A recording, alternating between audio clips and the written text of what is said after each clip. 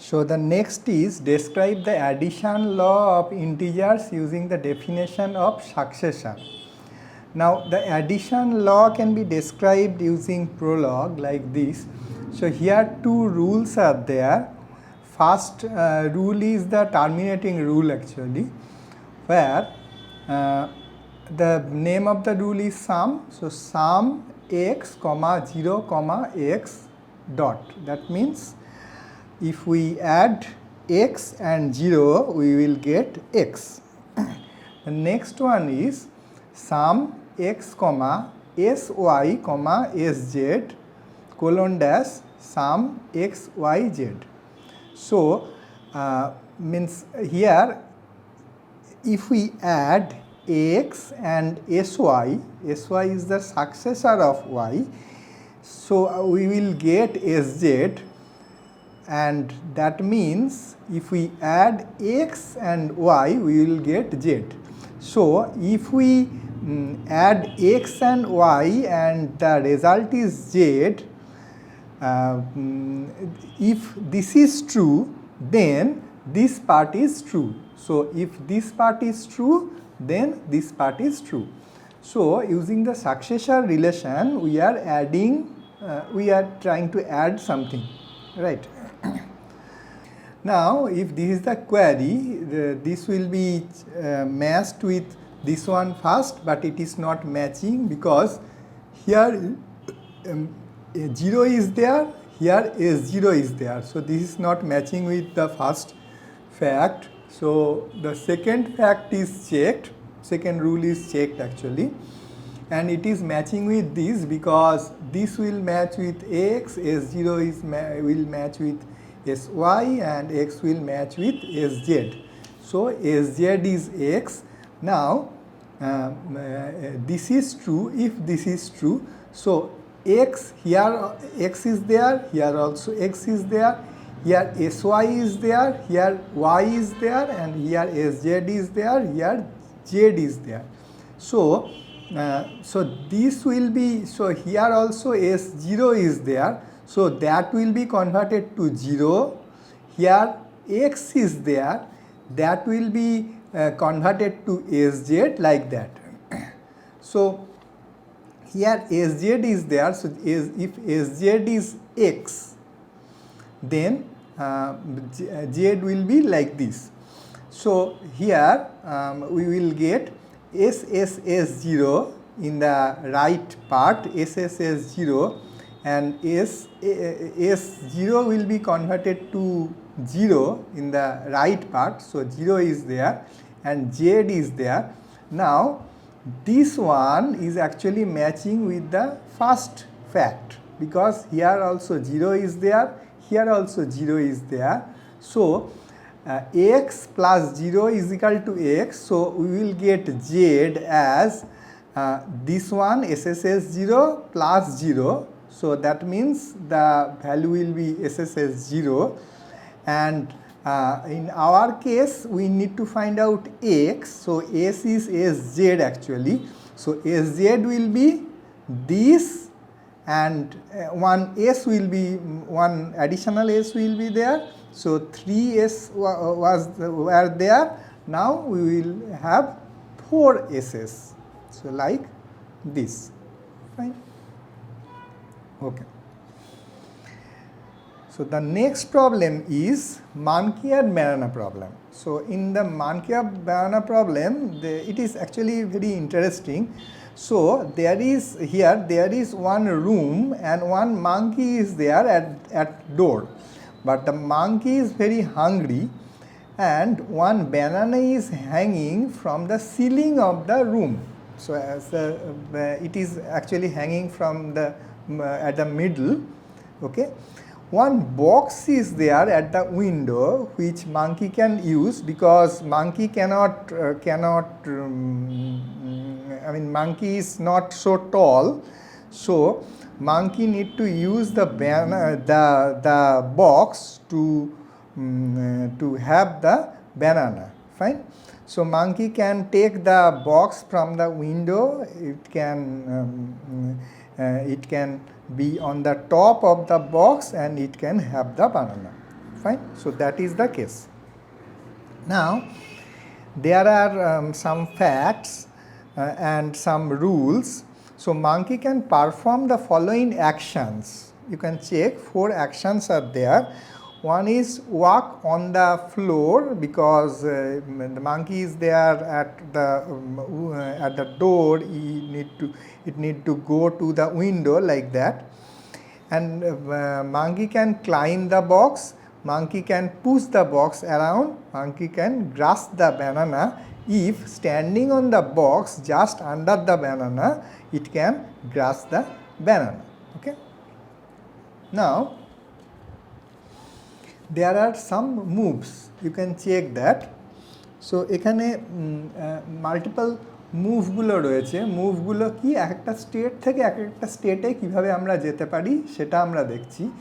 যদি আমরা ফাইনাল স্টেটে পৌঁছে যেতে পারি তাহলে সেটাই হচ্ছে অ্যাকচুয়ালি এন্ড স্টেট। তো আমরা এই স্টেটগুলোকে কিভাবে দেখছি, স্টেটগুলোর মধ্যে 4খানা করে প্যারামিটার রয়েছে। স্টেটগুলো এস, প্যারামিটারগুলো কীভাবে আমরা পাঠাচ্ছি, একটা ফার্স্টে হচ্ছে horizontal position of monkey, second হচ্ছে vertical position of monkey, third হচ্ছে পজিশান অফ বক্স, আর ফোর্থ হচ্ছে পজিশান। তো হরাইজেন্টাল পজিশান অফ মাঙ্কি কী কী হতে পারে, অ্যাট ডোর হতে পারে, অ্যাট উইন্ডো হতে পারে, অ্যাট মিডল হতে পারে, এলসওয়্যার হতে পারে। এই 4খানা পজিশান হতে পারে। ভার্টিক্যাল পজিশান কী হতে পারে, অন দ্য ফ্লোর হতে পারে বা অন দ্য বক্স হতে পারে। ঠিক আছে। আর পজিশান অফ বক্স কী কী হতে পারে, মাঙ্কির যা যা হরাইজেন্টাল পজিশান হতে পারে সেগুলোই হতে পারে। তো পজিশান অফ বক্স কী হবে, অ্যাট ডোর হতে পারে, অ্যাট উইন্ডো হতে পারে, অ্যাট মিডল হতে পারে, আর এলসওয়্যার হতে পারে। আর পজিশান মানে সে ব্যানানাটা পেয়েছে কি পায়নি, তো সেটা কী কী হতে পারে, হ্যাজ হতে পারে, হ্যাজ নট হতে পারে। আচ্ছা, এইবারেতে ফর বি অ্যান্ড সি, এই যে বি অ্যান্ড সি এখানে ক্লাইম যদি করতে হয় আর পুশ যদি করতে হয় তাহলে horizontal position of monkey and horizontal position of box same হতে হবে। আর যদি এটা হতে হয় ওয়াক অন দ্য ফ্লোর, তাহলে ভার্টিক্যাল পজিশান অফ মাঙ্কিটা অন দ্য ফ্লোর হতে হবে, কেন বক্সের ওপর দিয়ে সে হাঁটতে পারবে না।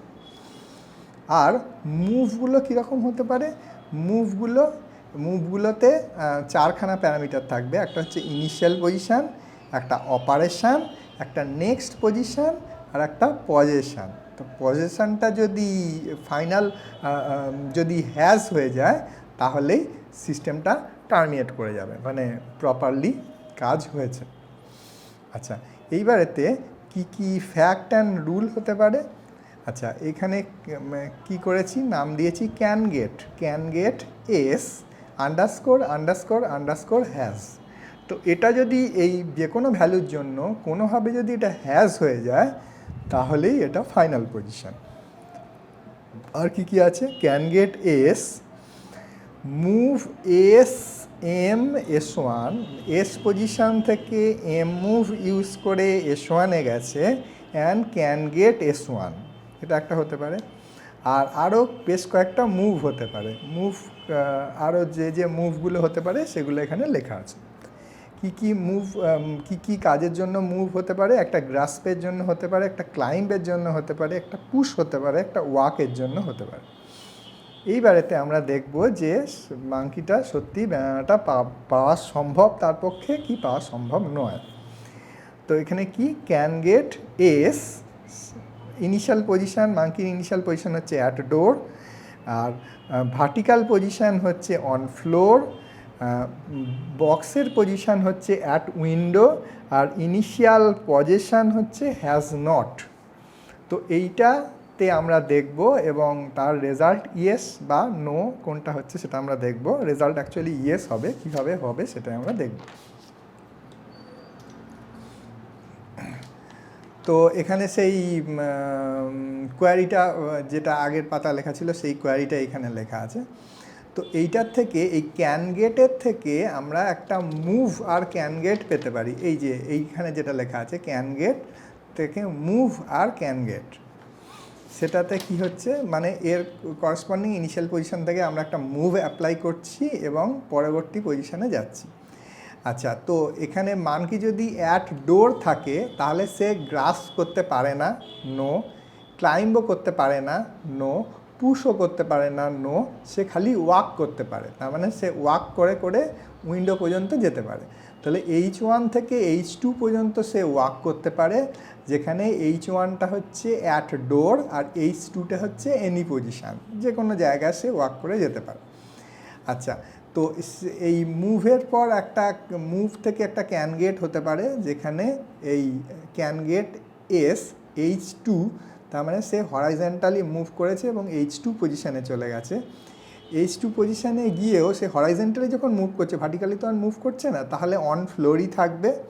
আর বক্সের পজিশান অ্যাট উইন্ডোই আছে, কারণ সে এখনও বক্সটা নিয়ে কোথাও যায়নি, বক্সের পজিশান অ্যাট উইন্ডোই আছে। আর পজিশান হচ্ছে হ্যাজ নট। আচ্ছা, তারপরে আমরা আরও মুভ অ্যাপ্লাই করতে পারি।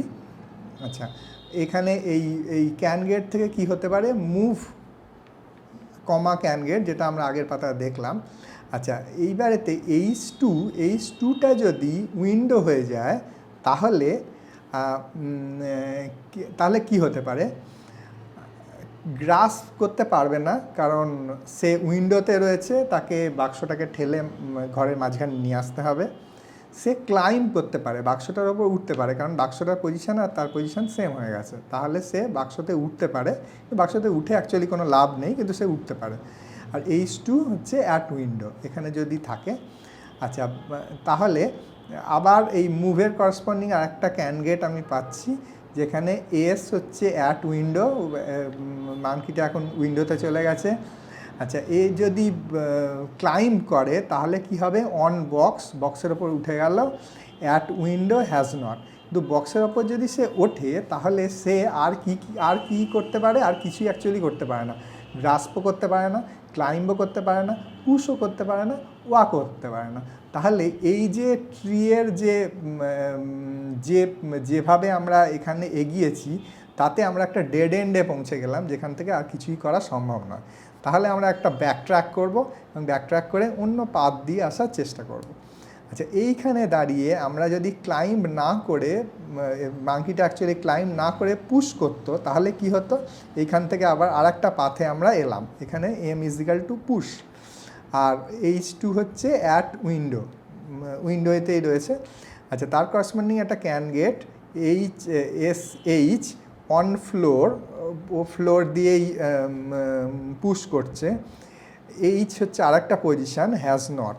সেখান থেকে আমরা কি করলাম, এই যে এটা যদি ঠেলে সে ঘরের মাঝখান পর্যন্ত আনতে পারে, তাহলে কি করা যেতে পারে, যে এটা অন ফ্লোরই আছে এখনও, এখান থেকে এম গ্রাস করতে পারে না, কারণ সে বাক্সের ওপর এখনও ক্লাইম্ব করেনি।